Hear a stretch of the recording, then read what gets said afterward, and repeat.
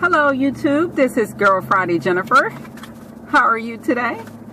I just want to take a moment and talk about my Doordash experience on yesterday, the 4th of July. So I'm getting ready to start my Doordash shift today, July the 5th, and I had an experience yesterday that I just want to go over with you to share some information. First, those that watch any of my other videos, you are aware that I do a couple of different apps for food delivery. I do Doordash, Uber Eats, Postmates. Is that it? I'll write things down because I forget. Doordash, Postmates, Uber Eats. And for grocery delivery, I do Ship and Instacart. But today, again, this is about Doordash.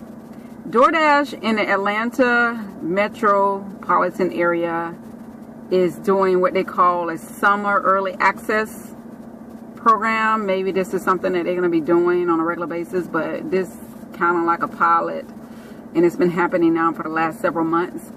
For early access, what that means is you'll be able to schedule 6 days ahead of time, whereas normally you could schedule 5 days ahead of time.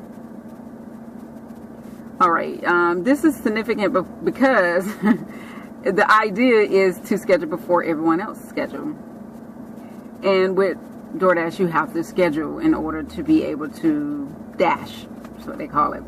So I wrote down what it requires for you to do to have early access. And now, so I'm going to read from this because I can't remember. But again, it allows you to schedule and sign in up to dash 6 days ahead of the time. Normally, again, it's 5 days.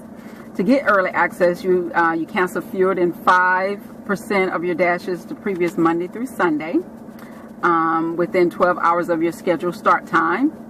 You dash at least 95% of your scheduled dashes from previous Monday to Sunday.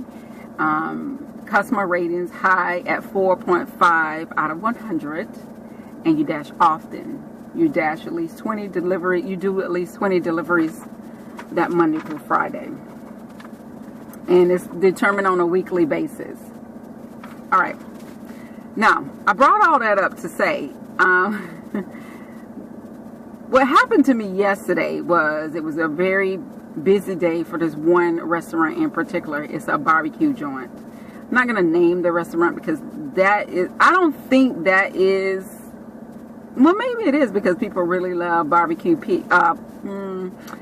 meat from this place. So it was just really, really busy. So I got a dash request to go to this barbecue joint off of Piedmont in Atlanta, the metro Atlanta area, well, downtown Atlanta actually.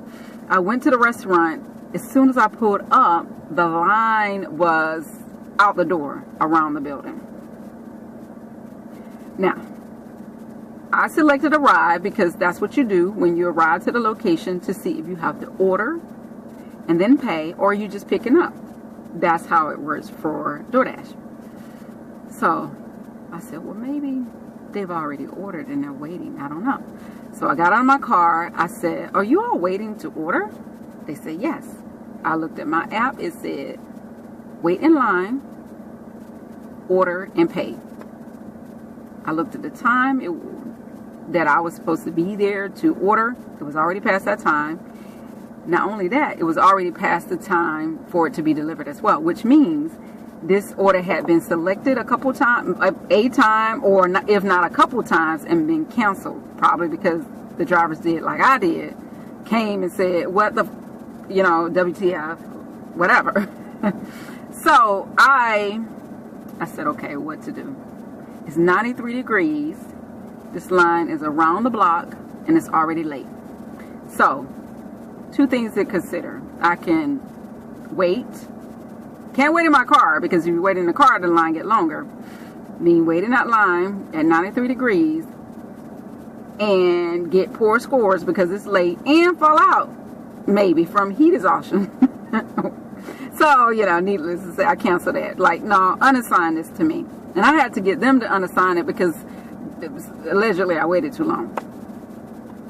So I had maybe another hour before my shift was over when you unassign your something, it affects your acceptance ratings. I'm a real stickler when it comes to my ratings, and I'll talk about that a little bit more too. So I unassigned. Give me a moment. Okay, thanks. So I unassigned myself. I went back to where I wait normally in the North Druid Hill areas. Yes, I work in the North Druid Hill area. I'm not afraid to say that because, again, you have to schedule yourself. So I get the schedule. Maybe I get some more. Anyway, so I went back to wait where I normally wait. And about, I want to say, 15 minutes later, I got another request from the same restaurant. A different customer, but the same restaurant. So I said, well, you know, maybe the line has gone down some. Maybe they got it under control. You know, it's a different customer. And the delivery time was much longer. So I went back to the restaurant, which is only 2.5 miles from where I was. I went back, and the line was still different people, but it was still long and around the building. So WTF, and WTF is what I'm thinking. So I got out my car. I said, well, let me see. Maybe it moves kind of fast. I waited. It was slow. I said, okay. So now I probably have time to wait in that line to get the order, maybe have it delivered in time, but because it's a long window, how long am I really going to be waiting in this line? It's 93 degrees. The temperature didn't change.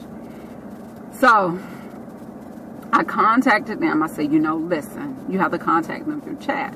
I said, unassign me for this order. Your ratings will be affected. My health will be affected. And my mood will be affected if I stay out here. Unassign me.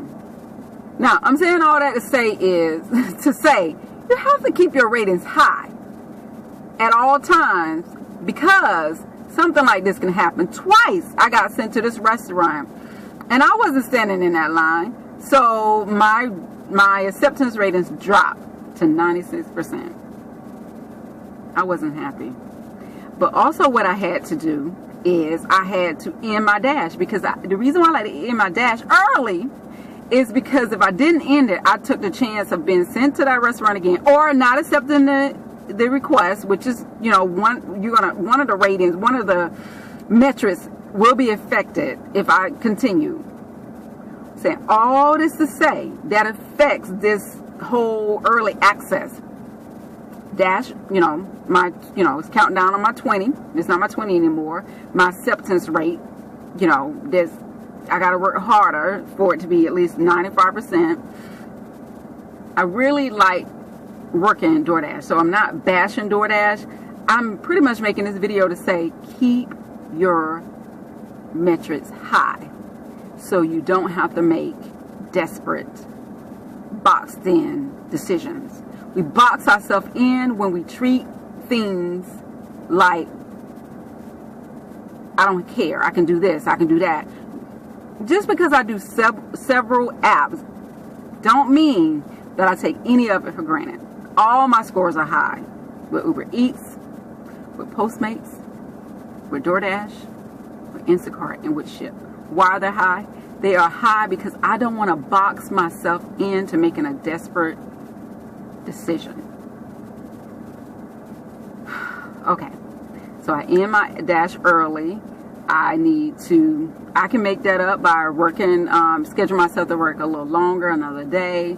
I can make the acceptance ratings up by accepting all the orders I get. The hardest thing it is to make up is that customer satisfaction. Now, these people, they're not going to wait in the line all this long time where they're sitting at their, you know, they're going to sit at their desk and wait on their food and give you a low score because it's late, after you don't waited in that line for 40 minutes in the hot sun and don't sweat it out 20 pounds.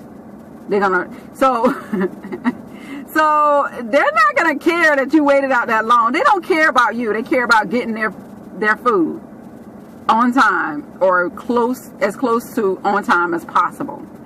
So you have to keep your ratings high so you can make the best decision. Okay, so I had to stop the video because I had some orders come in and it was getting hot in that car. My dash is over now. I meant to add this. So when I end my dash early because I didn't want to take the risk of getting another customer for that restaurant, and the same situation happening again, and my score going down even more. So while I'm on my way driving down 85 North to Gwinnett, I get a call from Doordash. And what she said was, "Hey, Jennifer, this is," whatever her name was, "calling back. I need to ask, did you leave with the food?"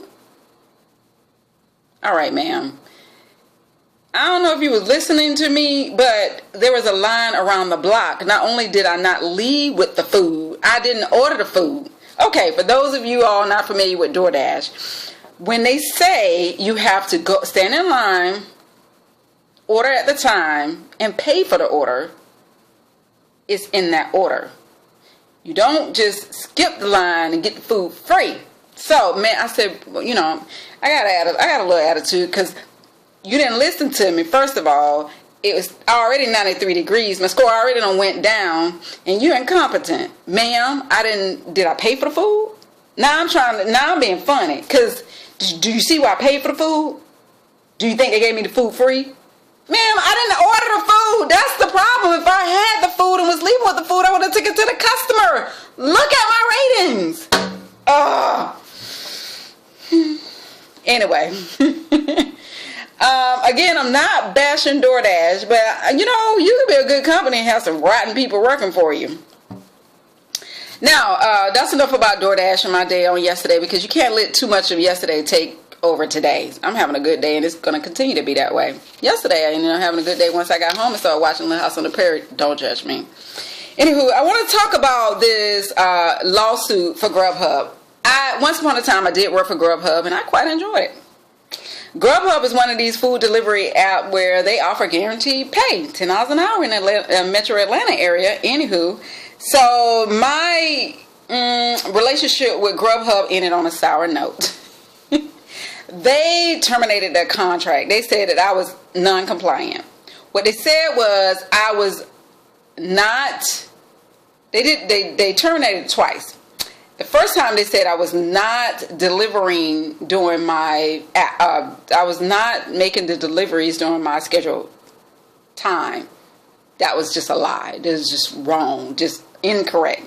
And the second time they said I was doing things to avoid getting orders while I was logged in. Which is kind of, well, anyway, I'm not going to admit to anything. It ended on a sour note, a very sour note, but it ended nonetheless. Anyway, so I did receive some information in the mail, which those of you that work GrubHub or have worked GrubHub before probably have received this notice of right to opt in a lawsuit brought by delivery drivers against GrubHub. I want to tell you how I feel about it. But first, let me tell you what it says here. It says, in this lawsuit, the plaintiff alleged that GrubHub deliveries are, in fact, employees of GrubHub. It says that GrubHub has not paid its delivery drivers at time and a half the regular rate for hours spent working beyond 40 each week. GrubHub has not reimbursed its delivery drivers for all work-related expenses, which caused their weekly pay to fall below minimal. GrubHub has not given its delivery driver notice that it intended to take a tip credit against the minimum wage, so GrubHub may not count gratuity toward satisfying this minimum wage obligation. I flat out disagree with everything that this lawsuit represents. So, you can choose. I'm good. Okay. I am an independent business owner. With my independent business, I have people that work with me.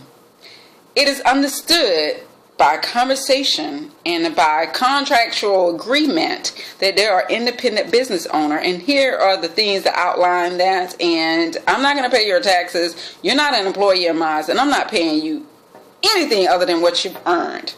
And that is in black and white. So I would be outraged if I received something like this saying, well, actually, I'm an employee of yours, a blase, as if you are, a deaf mute. I don't appreciate, that kind of thing. So me, I'm not going to opt in because I disagree with this whole lawsuit. People look for loopholes, and what they don't look to do is have accountability for their role in some of the actions. Now, I don't know why their agreement may have been terminated. I know mine was terminated because of they couldn't come up with exactly the right definition of what was happening. But I do have some accountability into what happened. Let's just leave it at that. So I'm saying all that to say I think this agreement is ridiculous. This particular agreement is ridiculous. Now, there's some other things that can be brought up on, but the things that I just outlined and they outlined in this letter is crazy. All right, that's my video for today. I don't want to take up too much of your time. I really enjoy making these videos, talking to you all. I work for myself, and most times in lieu of, I just really enjoy speaking with you all. You have an awesome day. Bye. All right. Until next time. Bye.